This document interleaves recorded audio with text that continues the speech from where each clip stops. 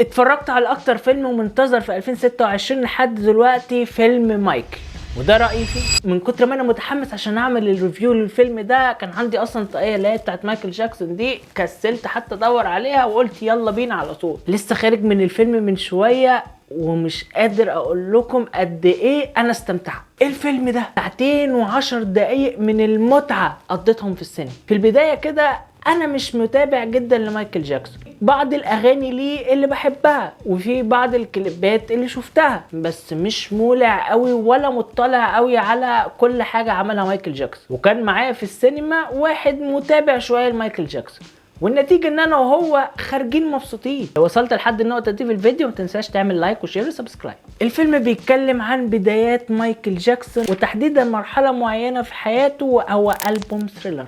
ألبوم ثريلر يعتبر أقوى ألبوم حقق مبيعا في التاريخ، وبيتكلم على فصل معين في حياته وهو علاقته بالعيلة، وتحديدا فرقته اللي بدأ معاها هي جاكسون 5، اللي كانت مكونة من مايكل و4 اخواته، ومدير اعمالهم ابوهم. بدون نقاش انا شفت 2 من افضل اداء التقمص في اداء شخصية في التاريخ. الولد الصغير اللي عمل مايكل وهو صغير، وجعفر جاكسون اللي عمل مايكل وهو كبير، مش طبيعيين.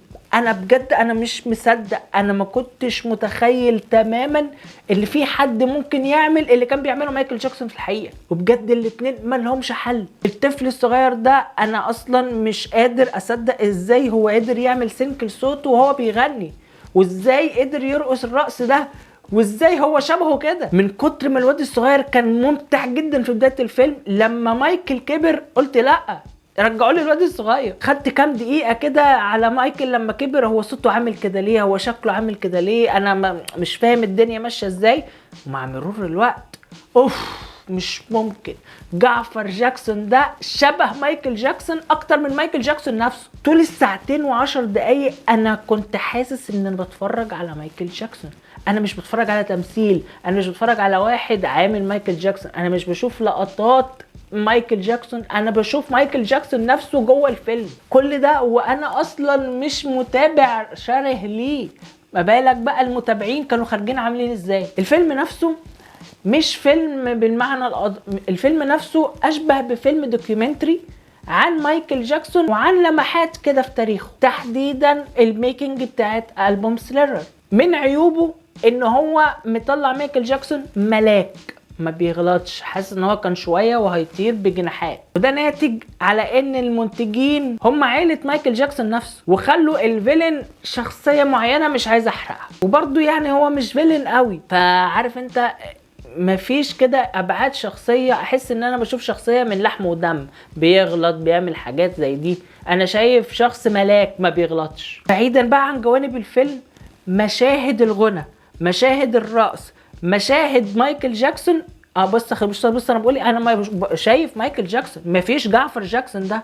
يخرب بيتك انت مش طبيعي. كلمة كده من غير ما افكر، انا شايف ان ده افضل اداء شفته لممثل بيمثل دور شخصية تانية. مش عن جعفر جاكسون هو المفروض ابن اخوه في الحقيقة، فالجينات موجودة، الشبه موجود، الصوت موجود. ده يمكن سبب انه هو يكون شبه مايكل جاكسون ممكن، بس برضو مش الدرجات دي. انا حاسس ان روح مايكل جاكسون لبسته 99% من الاداء هو الشبه اوقات ما كانش شبهه، او عارف اللي هو لمحات كده، بس انا كنت شايفه 100% مايكل جاكسون.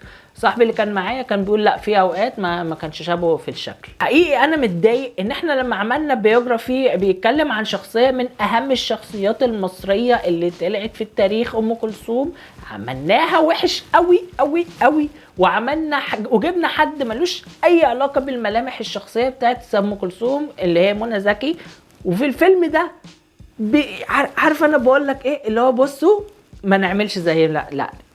وفي الفيلم ده بيقول لك بصوا يا حبيبي ازاي لما تيجي تعمل شخصيه لازم يكون في شبه، لازم يعني بعيدا عن فيلم الست، انا مش عايزه اتوجه للنقطه دي، كده كده الفيلم الست لما ينزل هنتكلم عنه تاني ان شاء الله، يعني في اتس انذر توبيك فور انذر تايم. 2:10 الفيلم ممتع جدا، الفيلم ينصح بيه ان انت تشوفه في السينمات، الاغاني ممتعه بشكل مش طبيعي. الفيلم ده من وانا في شهر 4 اهو بقول ان هو هيترشح افضل تمثيل سواء دور مساعد او دور رئيسي، وهيترشح افضل مونتاج 100%. خدوا توقع قبلها بسنه الاتنين دول الجايزتين دول محسومين لمايكل. كمان انا شايف ان الفيلم قابل جدا انه يكون ريواتشبل، انا حاسس ان انا عايز اتفرج عليه تاني وتالت. تريلر بيلي جين باد بيتت، اغاني هتلاقيها ممتعه جدا في مشاهدتك للفيلم.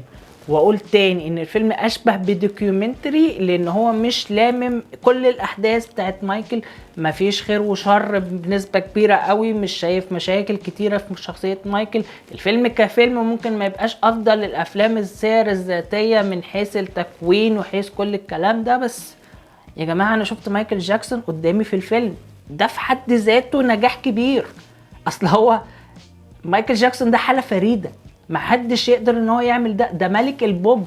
فما بالك بان انا اشوف ممثلين سواء الولد وهو صغير وولد وهو كبير بيتقمصوه بالطريقه دي. فانا كنت مبهور وانا في شاشه السينما. واخيرا تم التاكيد في نهايه الفيلم ان هيكون في جزء تاني، وان الحكايه ما خلصتش.